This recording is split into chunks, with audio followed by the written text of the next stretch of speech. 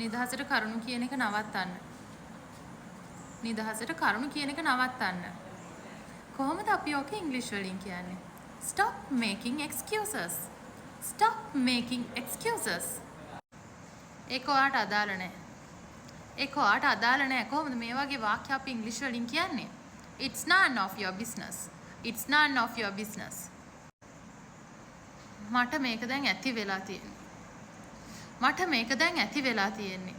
මේක අපිට ඉංග්‍රීසි වලින් කියන්න පුළුවන්. I've had enough of this. I've had enough of this.